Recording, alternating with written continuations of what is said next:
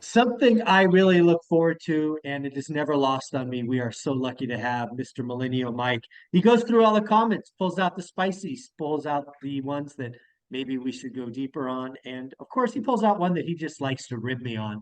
So that's what we're going to do. We're going to go through the comment section and I'm going to react and see what Mike has to say, man. I still can't believe you do this for the audience. I appreciate you. The audience is going to see you this weekend, or I guess a week from now. So that's going to be pretty cool.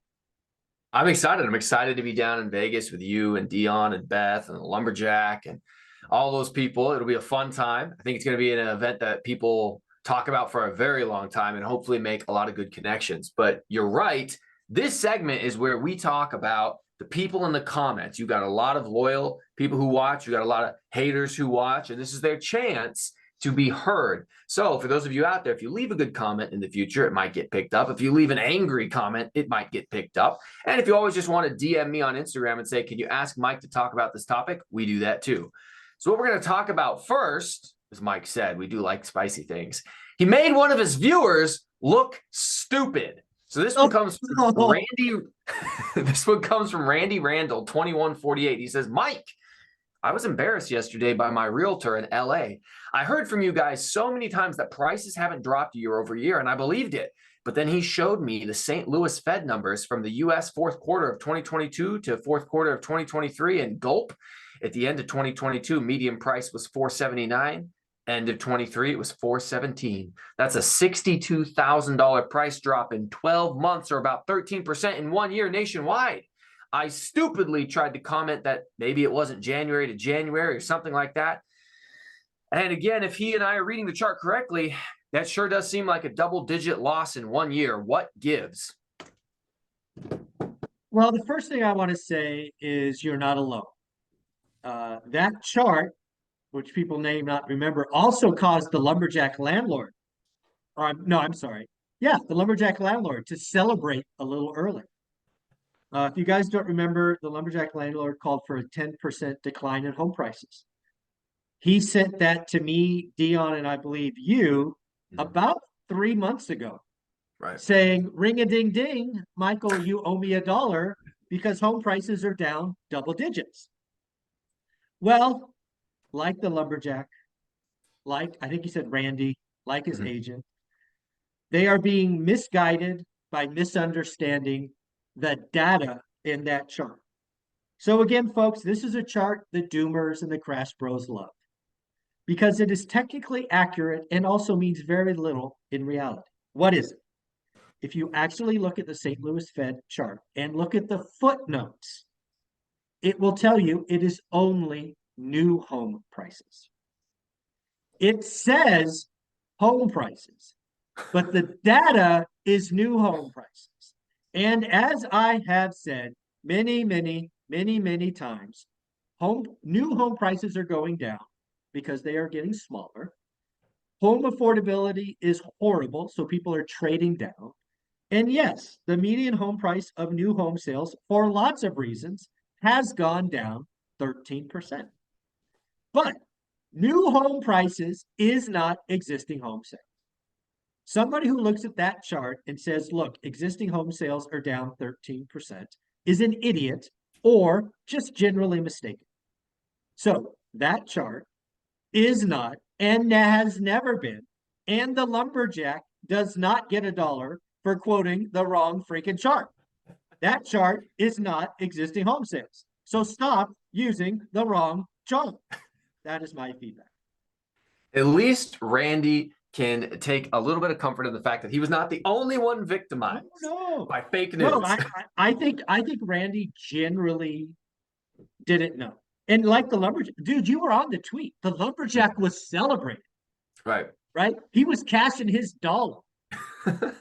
Dude, get the right chart. It's not close. The problem is, and this isn't Randy and this isn't Matt, but there are doomers who take that chart and put it out there like it's existing home sales because the chart is labeled in a way that if you don't know what's behind the data, you could claim is a bigger story. Like this agent. It's not Randy, but it's agent. He didn't know. It's just sad what doomers will do for clicks. That it's just the chart's wrong. Or again, I can't say the chart's wrong. The chart is accurate, but it's new home sales. It's not existing home Misleading. sales. No. Yeah. Yeah.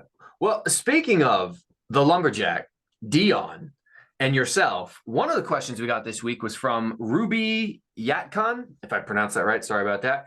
And they asked, quick question, Three Amigos, where did you guys meet each other? The answer is actually you could just throw you in there as well, as we've met online. We met as individuals who reached out. I believe it went like this. You and I met first. Mhm. I reached out to you, I think, because of a Facebook post. You were holding Yep. a key to your house out. I Yep. believe next, I believe Dion talked about one rental at a time on Bigger Pockets. Mhm.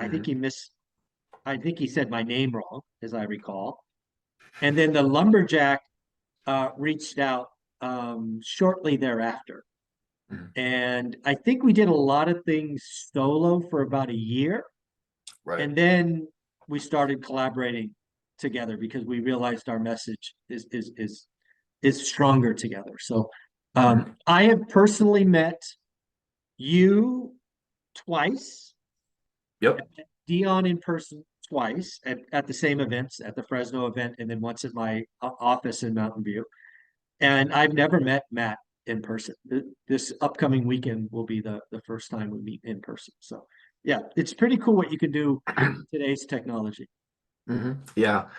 No, I was thinking that we should all get together and just come up with a lie and say that there's actually a Tinder for content creators. And we were swiping and swiping, and somehow we all matched. And it's just, the rest is history. So, You're good looking enough to be on Tinder. The rest of us probably should go there. So uh, okay. Next question. This one is about how boomers and Gen X have mistimed the market. This one comes from One Power Equals God, and he says, you're laughing about rising real estate values means delaying and procrastinating and means much more painful outcome is coming. I'm not a crash bro to state that it doesn't make me a crash bro to state that boomer retirement crisis is here and will put pressure on both Gen X and boomers who dominate most subdivisions as empty nester households. They are facing the first man out, but not the last man out scenario. These two generations can't afford to see price reductions and will compete for the younger generations who will exploit their weakness. And that was from a huge multi-paragraph comment, so I kind of pulled it yeah, up. I remember that one. This is essentially again, you said you're not a crash bro. Fine, whatever you call yourself, what you want. But this is a crash bro story. The silver tsunami is going to crash home prices. The good thing about this story is crash bros are not original. This is actually a recycled theme. I think it was 2000. I want to say it was 2011 or 12. They tried the silver tsunami, and it it's not going to come in a finite a window to be a problem. If everybody died at 80, it'd probably be a problem. But that's not how life works. And also, a lot of boomers have kids who will actually inherit the house Mhm. and keep it as a primary or a rental. So this is just somebody else who's looking at the generational curve and going, "Hey, they own everything and they're going to die, and it's going to be a catastrophe for prices." Believe what you want. It's if it's a problem, it's 10 to 20 years away, Mhm. right? Given life expectancy and something. And it's it's it's a fart in the wind, at least currently. Right, right. It seems very odd that people think the boomers are going to be desperate to sell their houses. First of all, when it comes to them being afraid to take a price cut, if they die in place, what do they care? They're dead. Yeah, they're They're good. not really stressed about price reductions at that point. And second of all, why do they want to sell if they're alive? They need someplace to live. So it doesn't make a lot of sense to me. No, it's just one of those things. The doomers and Crash Bros rely on just a little bit of fact in a good story. And the Silver Tsunami is a little bit of fact and a good story. And unfortunately, it causes people to do nothing, which is fine. I'm starting to love Crash Bros because they make my job easy. Mhm. It's fun. All right, next topic. You had a controversial video this week, or within the last 10 days. This was with it was with Dion and you, and you guys were talking about the FIRE movement Oh and yeah. how the FIRE movement might be better than real estate. At least that's what one of the commenters suggests. This is Brandon Talks Fitness, and he left a bunch of comments, but one of them was, to make above 10% in real estate, you need to either A, buy at the right time, for example, 2010 to 2020, or B, get a great deal that cash flows day one, which is obviously way harder right now with a high rate and high price environment. Most people can't afford to buy a property at 60 to 65% LTV on day one to get to cash flow. Then he went on to say that you never cite the fact that you purchased during the greatest bull market run of all time. And that's why real estate looks so good. What do you think? Well, first off, I talk about it all the time. I've documented the story in my book. I started buying in 2002. I was buying through the entire crash. I can only tell my story. So that's just inaccurate. I've also been buying all the way up, right? So, I did a deal. I bought a deal last year. I bought a deal before that. I'll never, I shouldn't say never stop. It's certainly harder than it's ever been. I've said that out loud. I am actually getting ready, and I think I'm being pretty clear on my channel to execute what I've been planning for 3 years. So for the last 3 years, if you really pay attention, I've been telling you I've been buying residential property that must cash flow day one. But my vision was to repeat what I did in my book, which was to 1031 out of very expensive homes into distressed multifamily.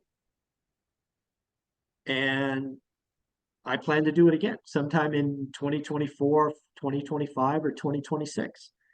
It is really the turbocharge to our portfolio. So I only can talk about what I do.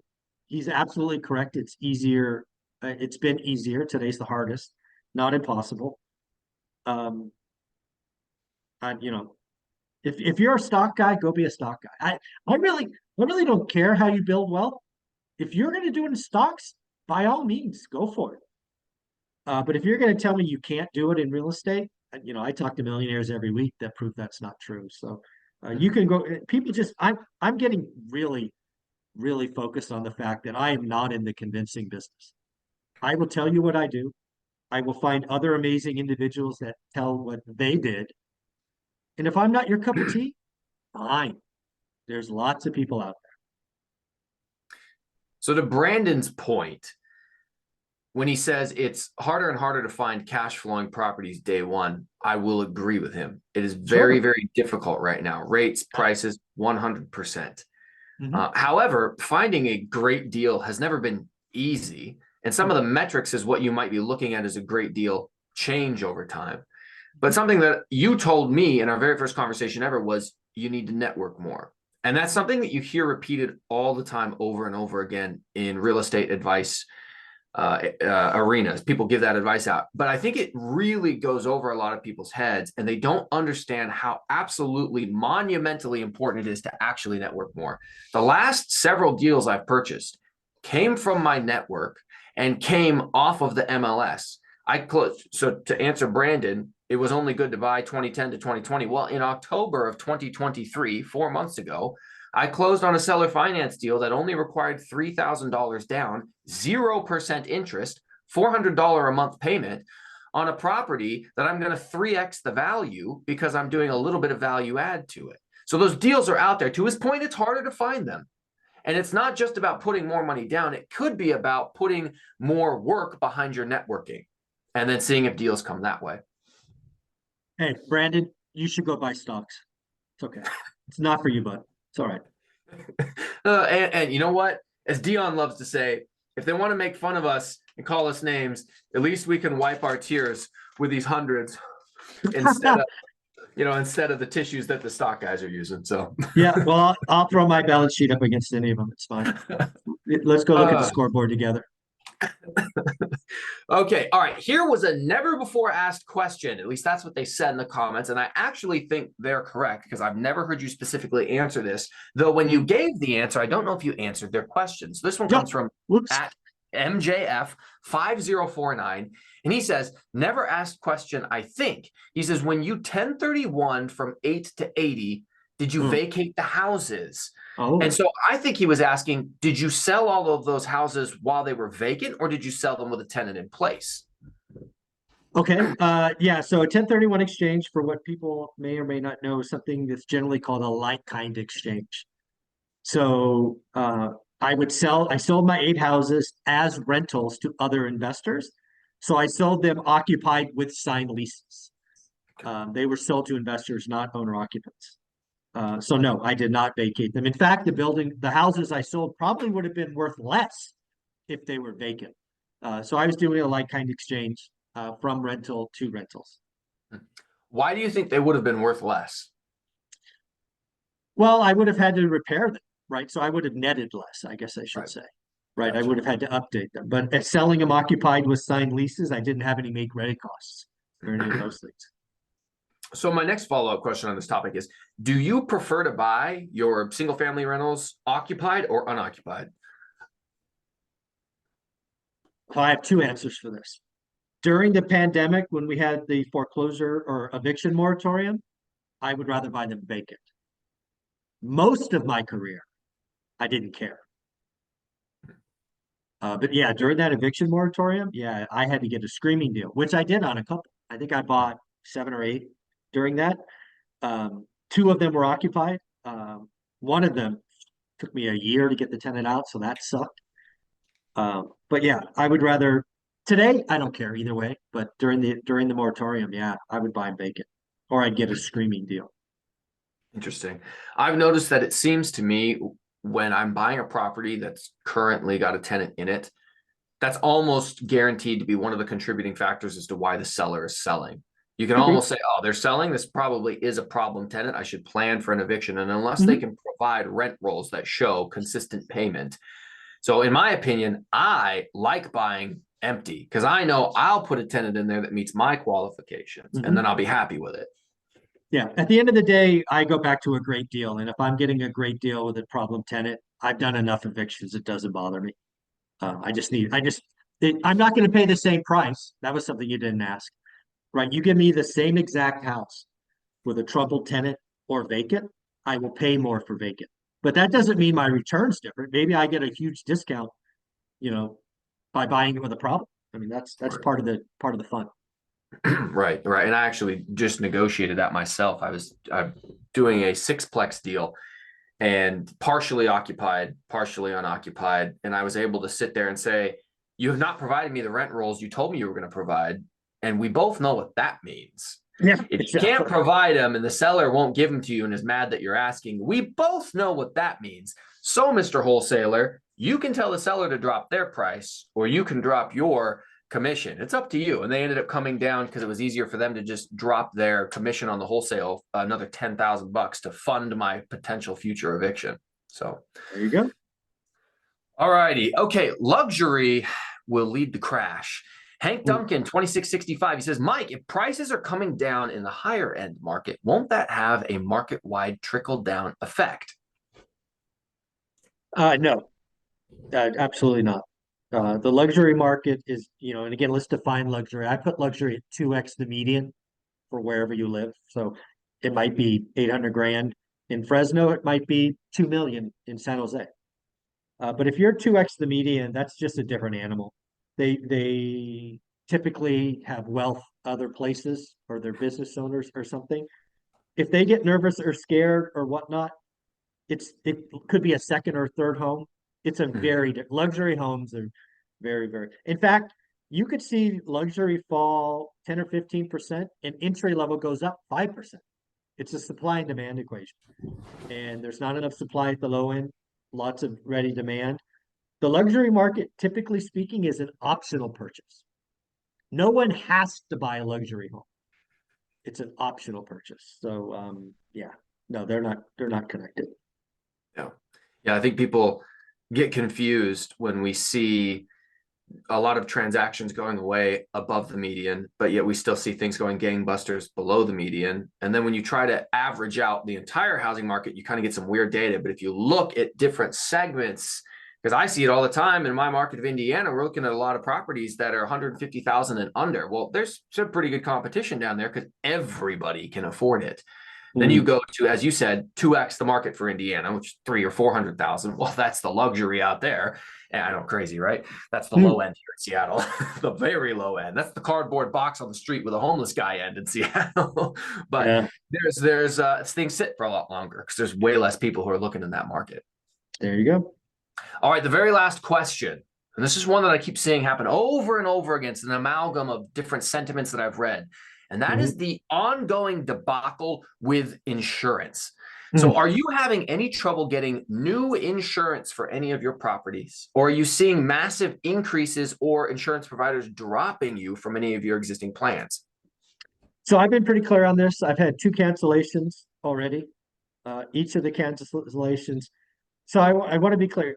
I haven't had a problem getting new insurance, but the prices are stupid. My fourplex that canceled first, that went up 45%, I think. Oh, gosh. I just had a duplex go up. It went up 100%, actually, almost 100%. But again, it's the value of the properties are up 50%. So it is what it is. You got to have insurance. It's not fun. I've been doing this 20 years. I had one other property 7 or 8 years ago get canceled for some reason. I don't remember the reason. But yeah, this is definitely a California thing. It's happening everywhere. And it's why I have a insurance broker at the hub in Fresno, Elaine, that we talk to every Monday, because it's hurting a lot of California folks. So she's helping me get new insurance. She's helping a lot of folks. So yeah, cancellations, yes. Difficulty, no. You just got to pay more. It just sucks. It is what it is. So a follow-up question on that, when it comes to cancellations, was this after you had made a claim or they just canceled you out of nowhere? I have had 0 claims. So I have lots of different carriers. The 2 that were canceled, I've had 0 claims with.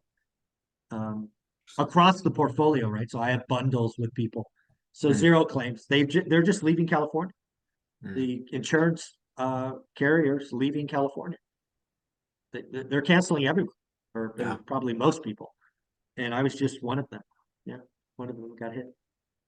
Yeah, I know it's been a bit of a frustrating thing. I've purchased a few properties. I mentioned one earlier, that one in October. And the last 3 properties that I've purchased, the insurance provider I was using just has sent me oh, sorry, we won't provide coverage. Okay, why? Well, the roof's older than 10 years. It's 12 years old. Like, it's 12. What do you mean you won't? Oh, all right, I guess I'll ask somebody else. And I'm just shop from one to the next. They just are throwing it out left and right. It's ridiculous. So yeah.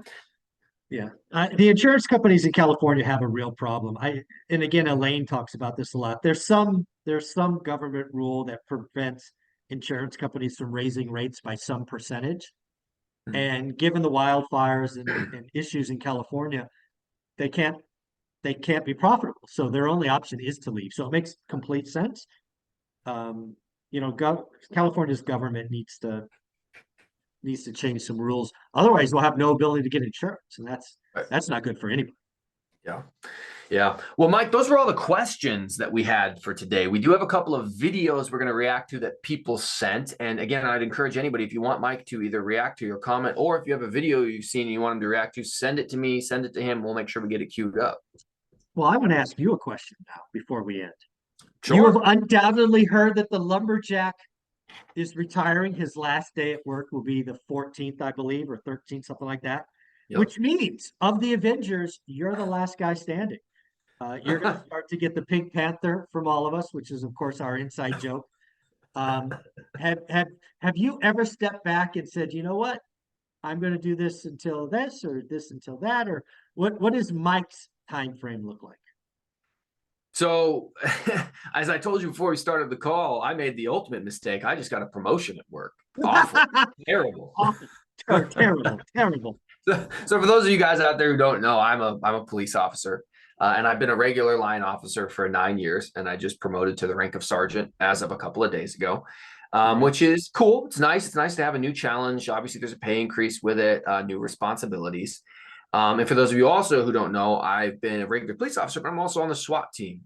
And I think it was Dion that said in the video where you guys were making fun of Matt because he wasn't retired yet, and he finally retired. You know, the way you know you truly love your job is if you don't need your job at all. You don't need it. You don't need the money. You don't have to do it, but you're still working. And I have wanted to retire for a while, mostly because I'm a single father with full custody of my son. I want to spend as much time with my son as possible. He's 7 years old. But with the amount of time that I spend doing SWAT stuff, it's one of those jobs where I would almost do it for free because it's a lot of fun. I mean, I get paid to jump out of helicopters and throw flashbangs and go to the shooting range. And yeah, I get shot at on occasion. That part's not so great, but there's a lot of fun behind it. So my goal to your original question for retirement has been sometime when I'm 35 years old, which I'm now 33. I've got 2.5 years. I got a little more than that before I would turn 36, but my goal has been around 35. That puts me at, 11, 12 years of time with the police department. I think I have the pathway forward to buy enough rentals to create the passive income to make it happen. But the downside would be there may come some full-time SWAT positions available. And to do that full-time, I might stretch it just a little because it would be so much fun. But if that doesn't happen, my plan is 35, 2 years. Yeah, so at 35, you would be the youngest. You would accomplish that by over a decade. Yeah, because you were the youngest. You were 45. 45. Matt's 46 and Dion's 51 or something. I think, yeah. I think it's 51. Yeah. Well, I'm rooting for you. I'm rooting for you. I think showing you it can happen is pretty amazing. I got the benefit of having this through the large majority of my journey, whereas all of you guys, you old men who didn't have YouTube and didn't have it all, I got to cheat by watching this content for the last 5-6 years. So I get a little bit of a pass when it comes to retiring a little earlier, maybe. No, I that's not okay. You may have had the opportunity to consume content, but you did the work, right? I go back to our very first conversation where I told you to learn seller financing and networking. You know how many people I've told that to over the years? Thousands. There's like a handful of people that did anything with it, and you're the living proof that it works. So, shout out to you for doing the work. I appreciate you, respect you, and I look forward to seeing you again in Vegas. Oh, it's going to be fun. I'm really excited for the people we're going to meet there. It's going to be so much fun. Thank you, buddy. Take care. Yeah.